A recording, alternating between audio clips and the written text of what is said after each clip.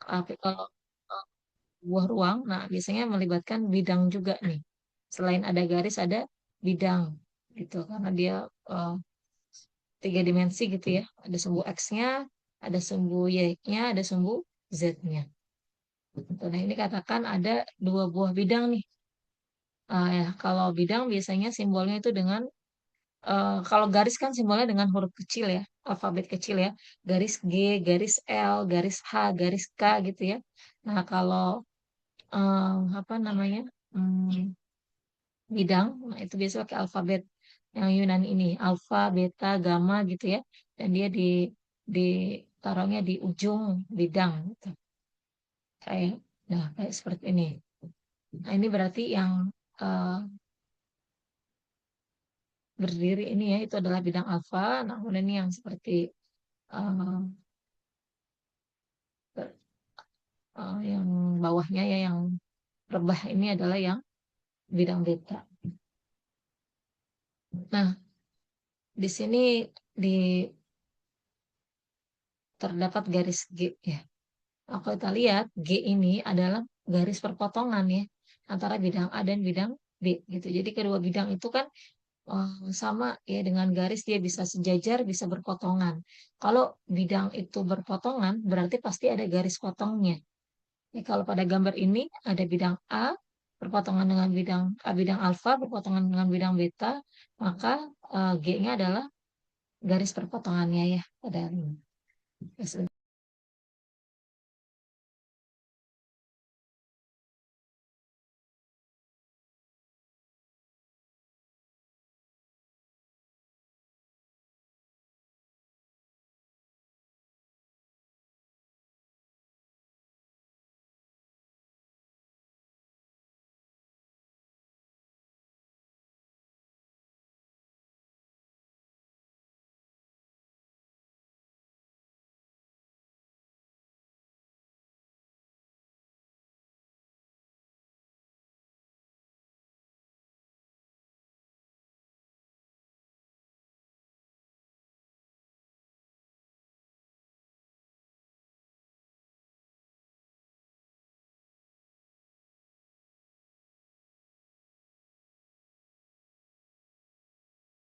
Oke, lanjut ya.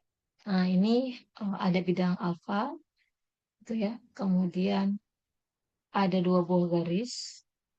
Nah, kalau garis G, nah, ini dia itu tidak terdapat pada bidang ya. Kalau dia nggak di bidang nih garis G, tapi dia sejajar. Nah, yang eh, pada bidang itu garis L, gitu ya. Nah, pertanyaannya, coba ya, bagaimana kita bisa menjamin bahwa garis G itu sejajar dengan bidang alfa? Kalau apa? Menurut kalian, kalau dari gambar ini, bagaimana? Bagaimana kita bisa mengatakan kalau garis G itu sejajar dengan bidang alfa?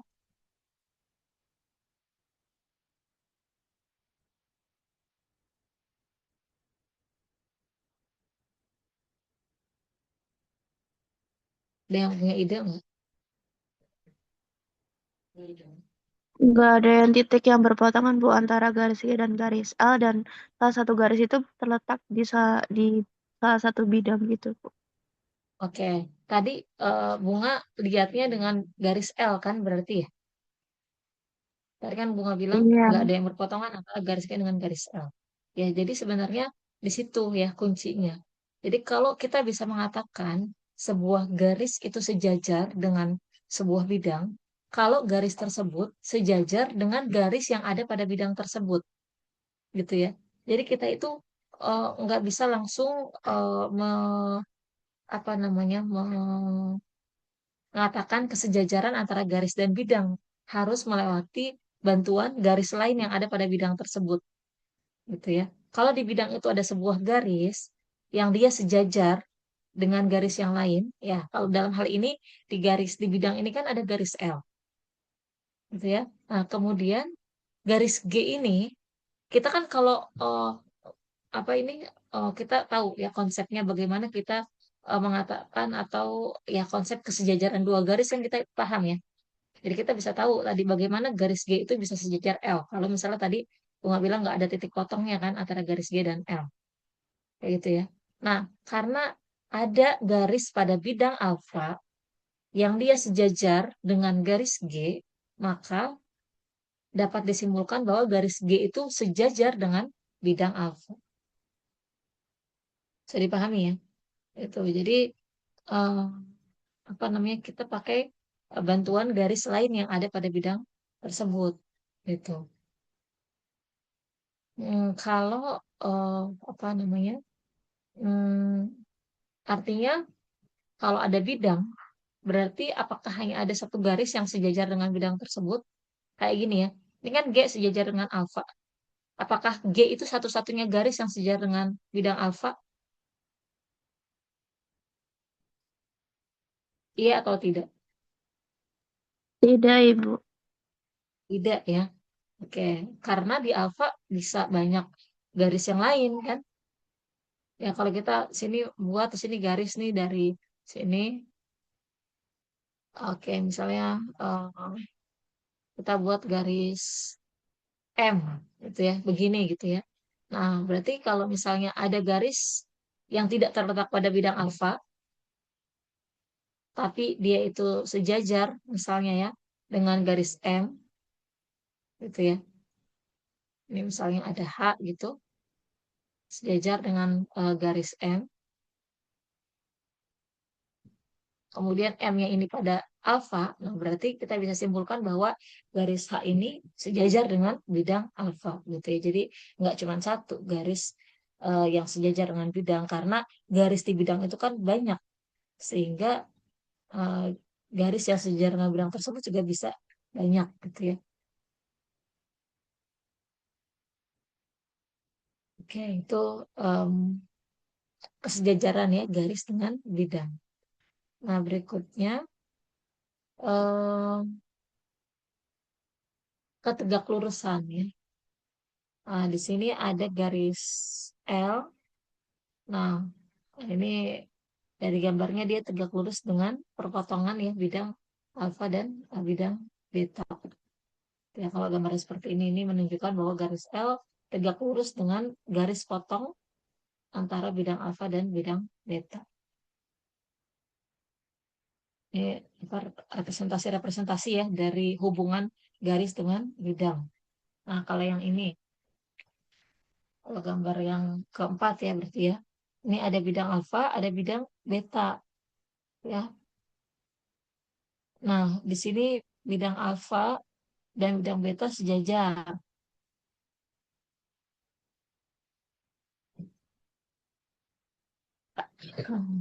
Nah, kemudian tegak lurus dengan garis G ya. Nah, ini juga dari sini bisa banyak apa ya namanya eh, sifat-sifat nih ya. Misalnya ada garis alfa, kemudian ada sorry, bidang alfa, kemudian ada bidang beta. Nah, kemudian informasinya bidang alfa itu sejajar dengan bidang beta. Nah, kalau informasi berikutnya ada garis G yang tegak lurus dengan bidang alfa, maka garis G juga tegak lurus dengan bidang beta atau sebaliknya gitu ya. Karena mereka sejajar. Jadi hubungan antara garis dengan salah satu bidang akan sama dengan hubungan garis tersebut dengan bidang yang lain yang sejajar. Kayak kalau misalnya di sini kita buat ada garis H misalnya yang sejajar dengan bidang alfa, apakah garis H juga sejajar dengan bidang beta? Iya atau tidak?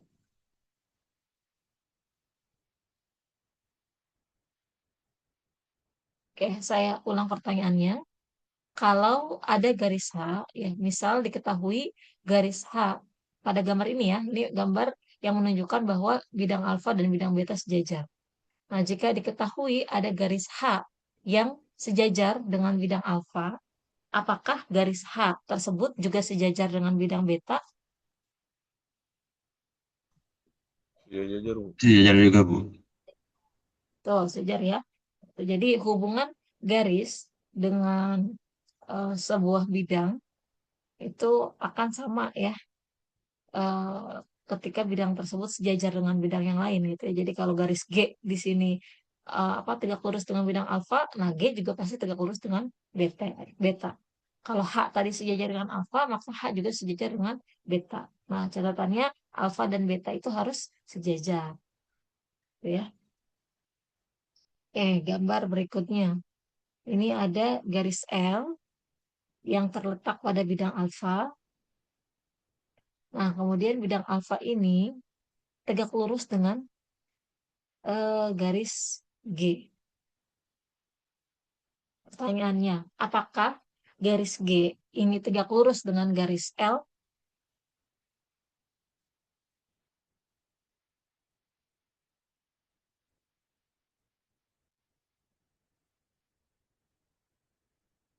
Saya ulang ya. Ada garis L yang terletak pada bidang alfa.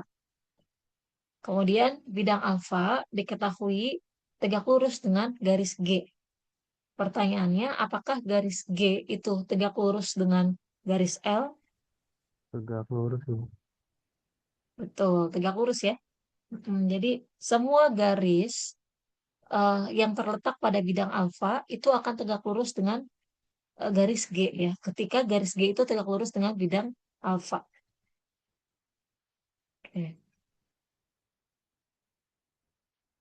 Nah, kalau gambar yang terakhir ini menunjukkan ada dua garis yang sejajar, di mana dua garis tersebut tidak terletak pada bidang.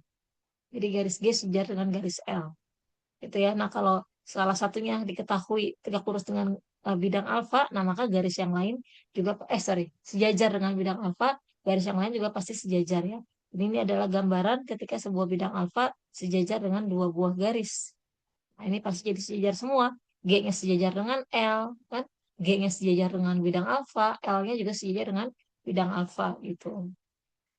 Kayak gitu karena di sini nanti ada garis pasti di pada bidang alfa yang dia sejajar ya dengan garis G dan juga garis L. Oke, kayak gitu ya hubungan hubungan antara garis dan bidang pada ruang. Oke. Nah, sebelumnya kita udah belajar persamaan garis, kita juga akan belajar tentang persamaan bidang, gitu ya. Hmm,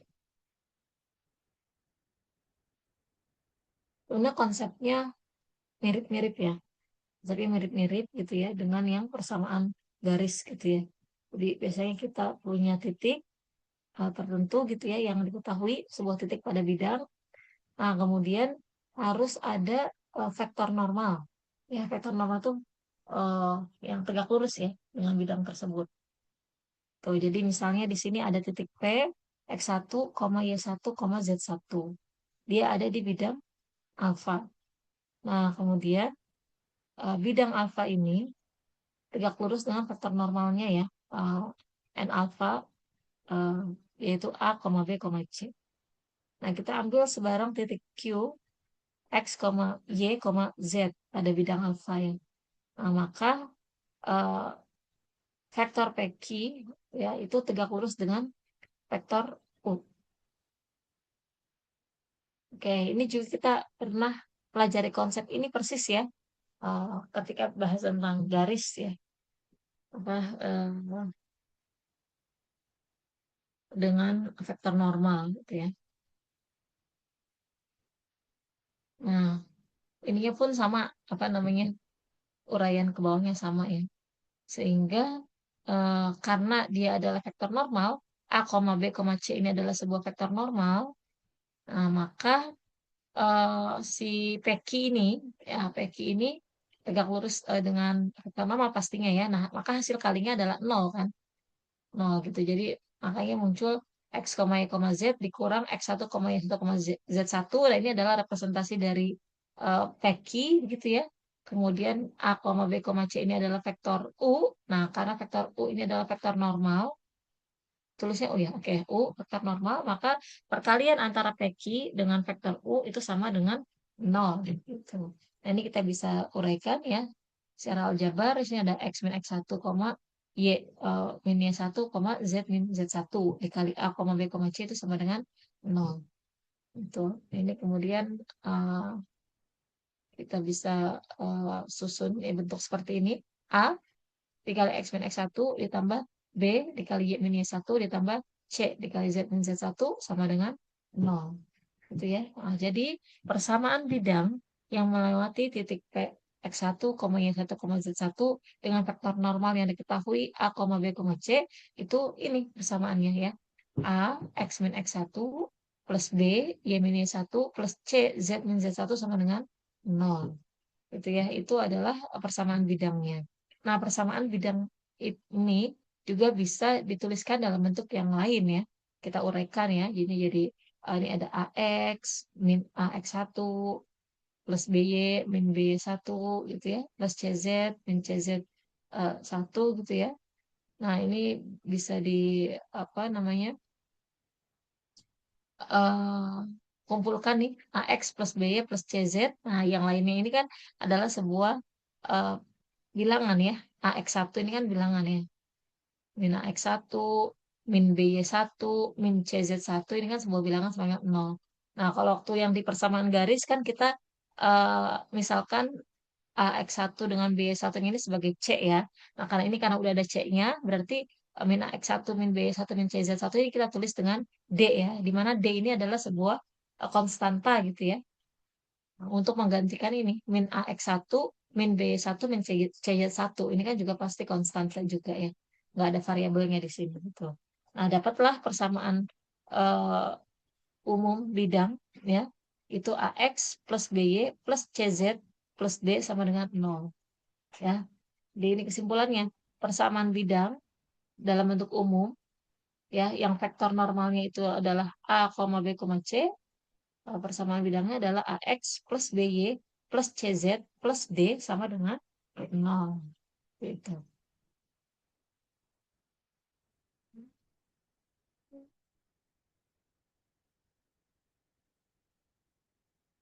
Oke, mungkin bisa dicermati dulu ya. Ini mirip ya seperti yang eh, sebelumnya ya, yang untuk kita bahas persamaan garis.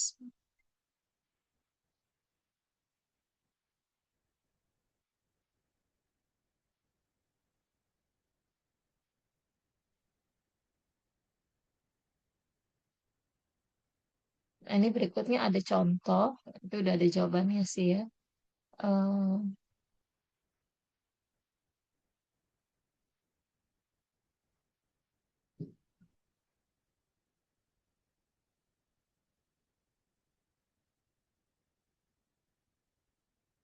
nah, biar kalian nyoba dulu ya. Ini bentar ya, saya tutup dulu ya jawaban dari contohnya. Bentar.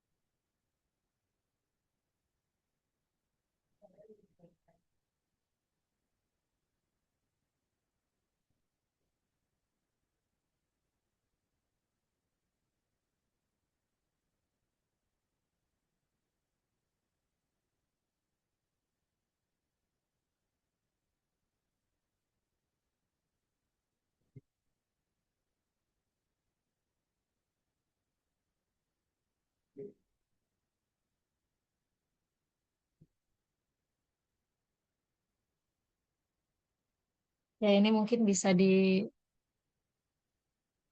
kok stop share sih. Dicatat dulu ini ya. Persamaan bidang ya. Atau di screenshot atau di foto dulu. Ya, jadi bersama bidangnya kan langsung aja ya. Kalau udah diketahui faktor normalnya sama titik yang dilewatinya ya, tinggal seperti ini. Kalau mau ditulis persamaan umumnya, kayak gini.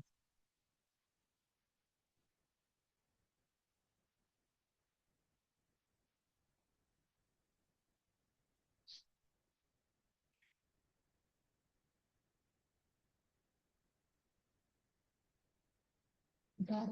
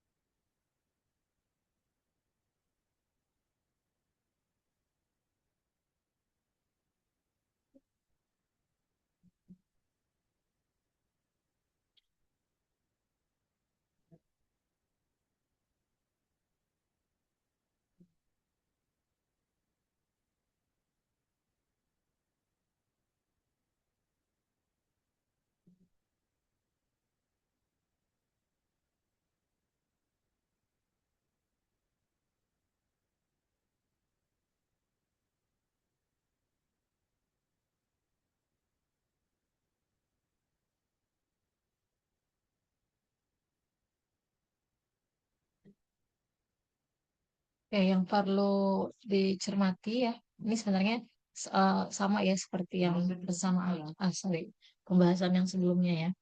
Nih, jadi eh, ketika vektor normalnya A, B, C ya, itu nanti ketika diturunkan ya, persamaannya jadi seperti ini ya.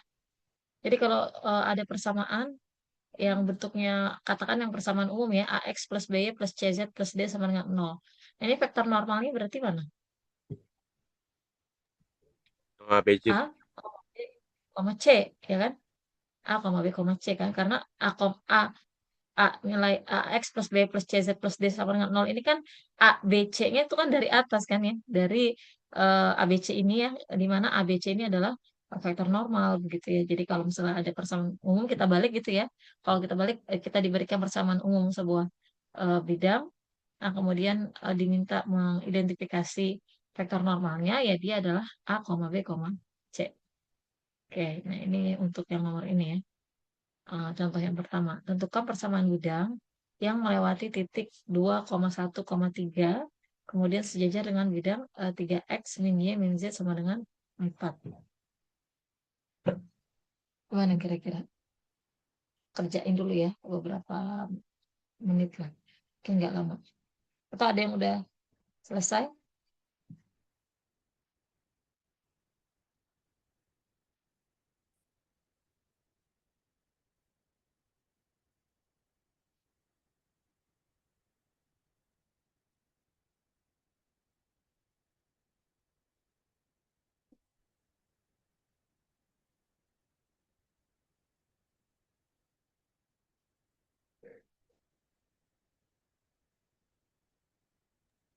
Jawabannya 3x min y min z min 2 sama dengan 0 bukan Ibu? Berapa bunga? Min Min? 2 sama dengan 0. Nggak, berapa tadi lengkapnya? Maaf, saya kurang dengar. 3x min y min z min 2 sama dengan 0. Berarti ada tambahannya min 2 sama dengan 0 gitu ya. Teman-teman yang lain gimana? Ada yang udah dapat juga? Sebentar kita buka ya. Em,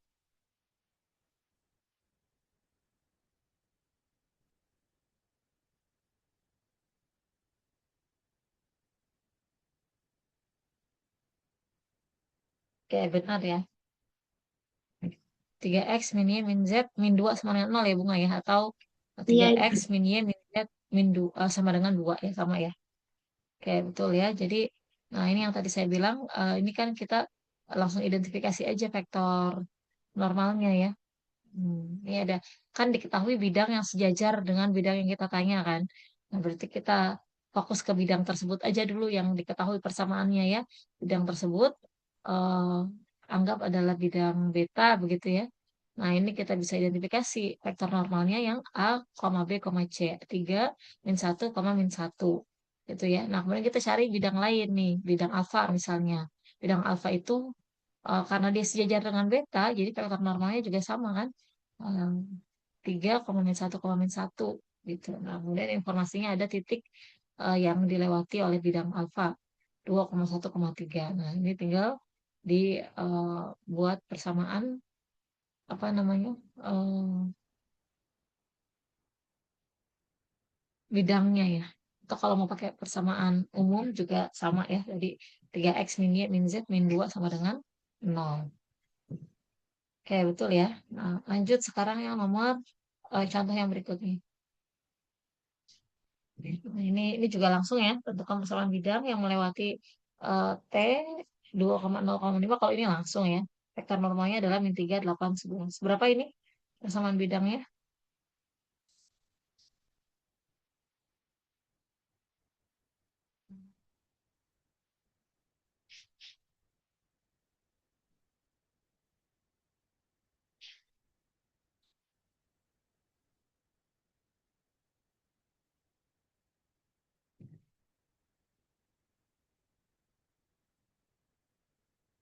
Ada yang sudah coba mengerjakan?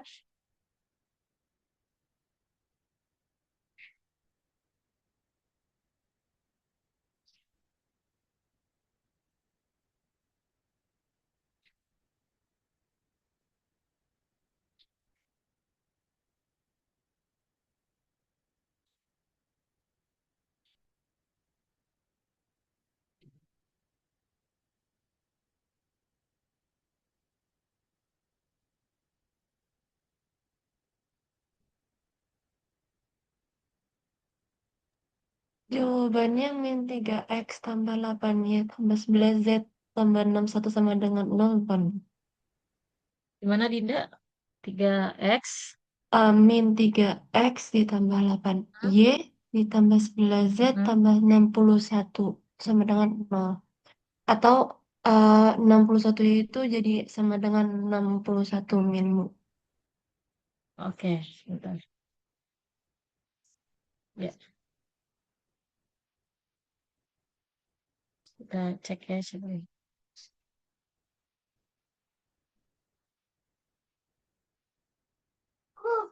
Ya, betul ya. Benar ya tadi yang Dinda sebut 3x min 8y min 11z z min 61 sama dengan 0. Ah, ini saya tambahin lagi.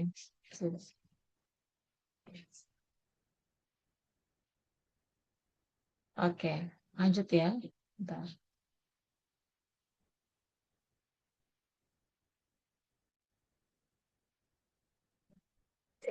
Hmm.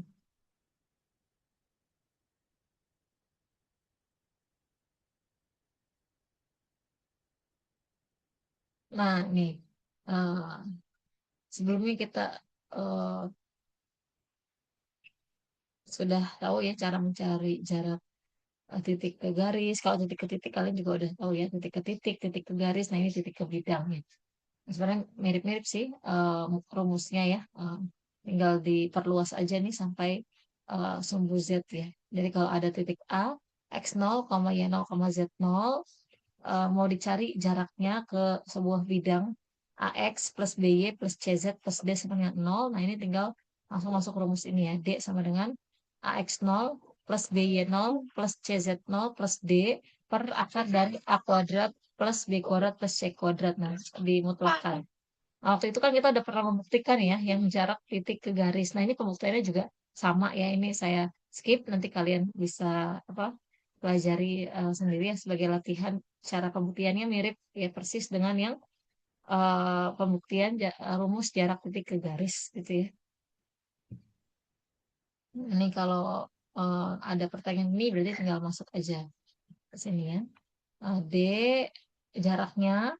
Ini ada titiknya, ada 1,2,1 ya, apa X, Y, Z-nya ya. Kemudian ada ABC-nya ini 2, 3, 1 ya, ABC-nya. Jaraknya langsung dicari ya, itu nilai mutlaknya sama dengan 5/akar 14 ya, atau 5/14 akar 14. Ya, aman ya ini untuk jarak ke bidang. Nah, berikutnya ada berkas bidang. Kalau kemarin berkas garis masih ingat nggak? Apa sih itu yang dimaksud dengan berkas garis?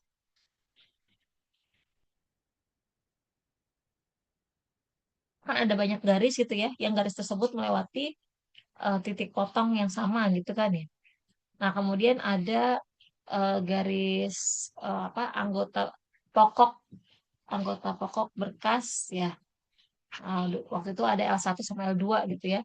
Nah, dari anggota pokok tersebut kita bisa cari maaf, kita bisa cari eh, persamaan garis lainnya yang merupakan anggota berkas garis tersebut gitu ya, dengan memanfaatkan persamaan anggota pokok berkas kan.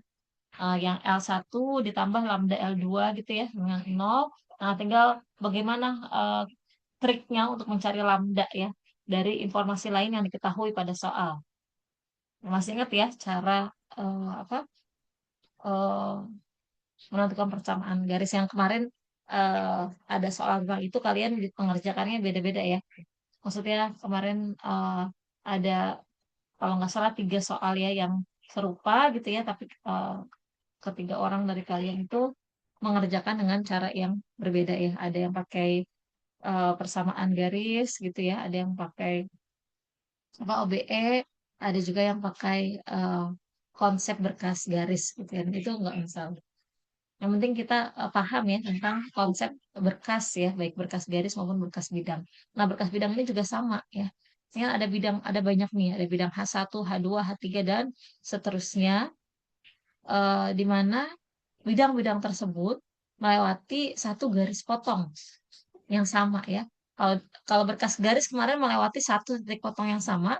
Nah, kalau berkas bidang ini melewati satu garis potong yang sama ya. Jadi kalau pada berkas garis yang merupakan pusat berkasnya adalah sebuah titik, kalau pada berkas bidang yang merupakan pusat berkasnya adalah sebuah garis potong, gitu ya. Nah, bidang-bidang ini adalah anggota berkas nih. H1, H2, H3 dan seterusnya itu adalah anggota berkas ya, karena bidang-bidang H tersebut ya itu melewati satu garis potong yang sama ya, melewati satu pusat berkas yang sama. Seperti itu. Oke. Em, dan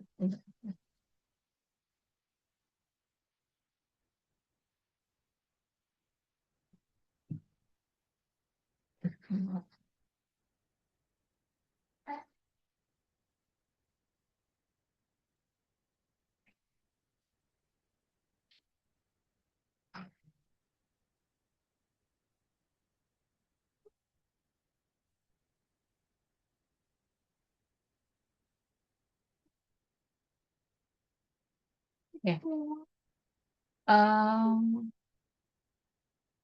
sama konsepnya dengan berkas garis ya. Di sini juga kita bisa ini maaf ya salah, maksudnya persamaan berkas bidang ya, bukan berkas garis ya. Jadi persamaan berkas bidangnya adalah H1 ditambah lambda H2 sama dengan 0. Lambdanya sama parameter ya. Jadi ini salah ya, maaf. Ini harusnya persamaan bidang H1 itu A1X plus B1Y plus C1Z plus D1 sama dengan 0. Kemudian ada persamaan bidang H2 itu adalah A2X plus B2Y plus C2Z plus D2 sama dengan 0. Ini salah ya, harus diperbaiki ya. Nanti kalau saya kasih PPT-nya nanti tolong diingat-ingat ya, ini ada diperbaiki. Karena ini saya berupa apa namanya image ini tulisannya, jadi nggak bisa diedit langsung. Nah, ini bukan garis ya, ini adalah bidang. Ini ada bidang AH1, ini ada bidang A2.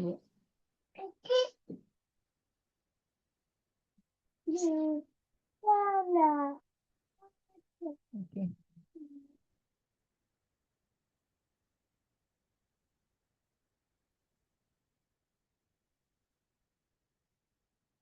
Ya, nah jadi persamaan berkas ini bidangnya ya.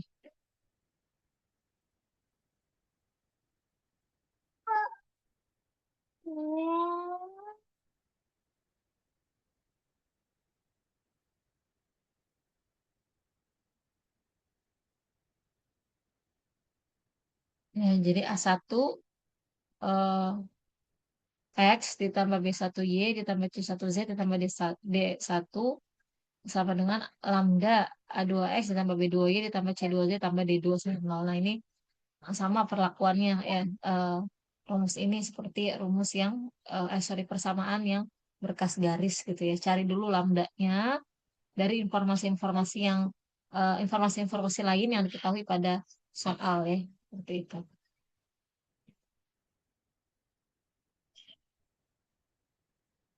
Oke. Hmm, nanti tolong di ini ya,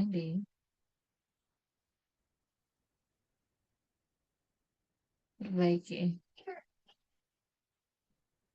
Diingat-ingat maksudnya perbaikannya. Nah, udah ternyata. Oke, udah itu apa namanya? Materi hari ini sudah eh, selesai ya tentang garis dan bidang di ruang gitu ya. Tentang garis dan bidang di ruang. Jadi sebenarnya beberapa eh, hal kita mengulang aja ya dari yang persamaan garis yang kita pelajari pada pertemuan 1 dan 2 gitu ya. Jadi makanya kalau kemarin garis itu kita sampai 2 pertemuan ya. Nah, untuk yang garis dan bidang di ruang ini kita hanya 1 pertemuan aja karena kita hanya mengulang-ulang konsep yang sudah kita pelajari di 2 pertemuan sebelumnya, tapi kita aplikasikan pada ruang gitu ya.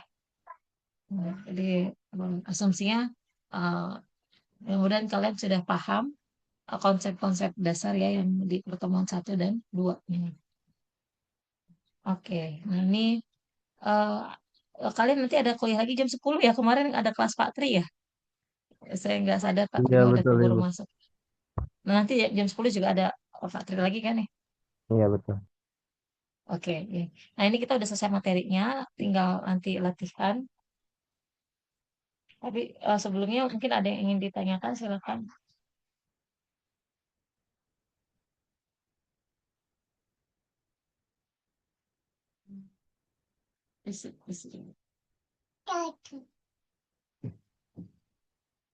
Oke, belum ada ya. Bentar, untuk latihan.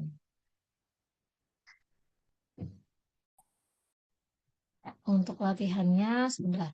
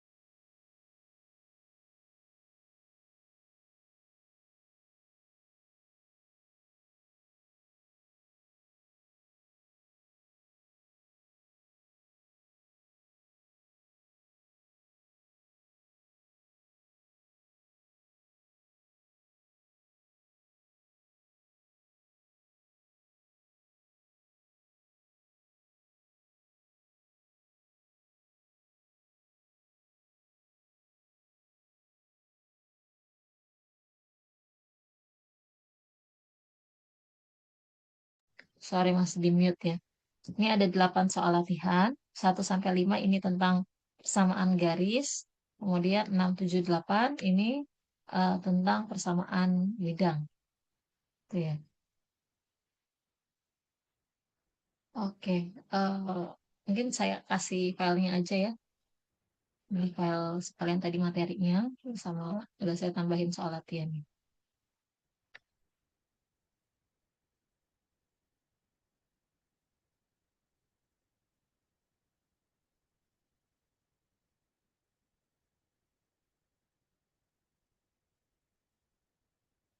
Hmm.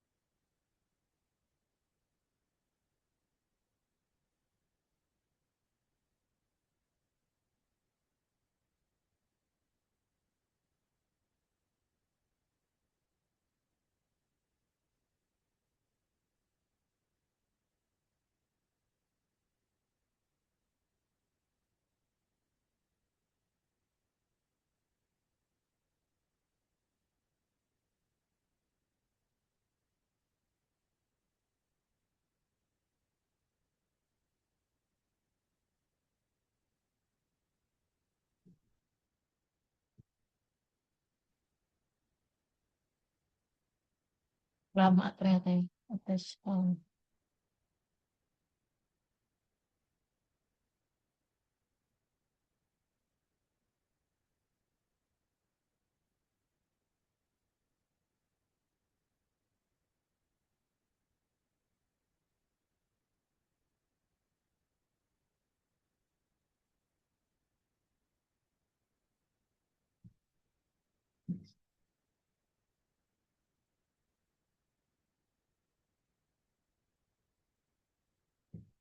Oke, itu coba cek ya di chat box.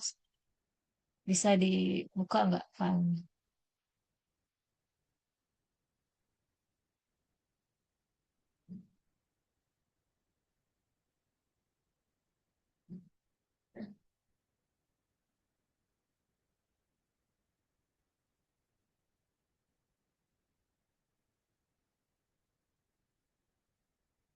Bisa ya? Oke, ini apa namanya? Kita ketemu lagi untuk geometri analitik itu di tanggal 31 ya, berarti 31 Maret karena tanggal 24 masih tanggal merah ya. Jadi insya Allah nanti 31 Maret kita oh 31 Maret. Kelas A atau kelas B ya? Kelas B.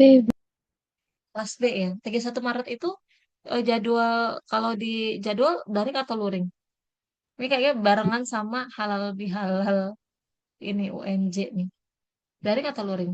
Luring, Ibu. Luring ya? Oh, oke. Nanti coba eh, nanti PJ tolong apa ingatkan saya untuk mendekati waktunya ya.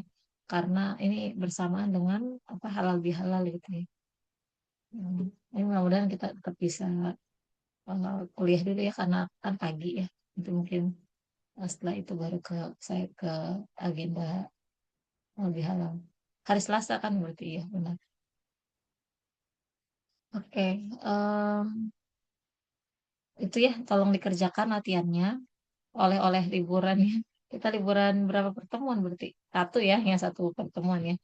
Mudah-mudahan bisa dikerjakan dengan baik soalnya. Ini juga masih ada waktu sih kalau mau ngerjain sekarang sangat disarankan gitu ya biar nanti liburannya tenang begitu ya.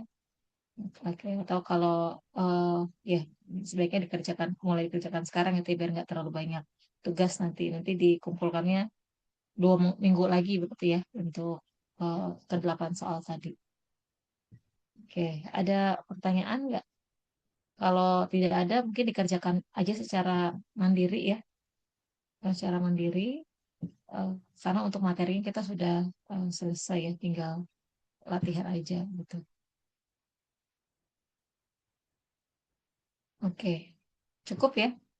Eh, Tidak ada lagi pertanyaan. Mungkin kita pertemuan sinkronusnya kita cukupkan sampai di sini.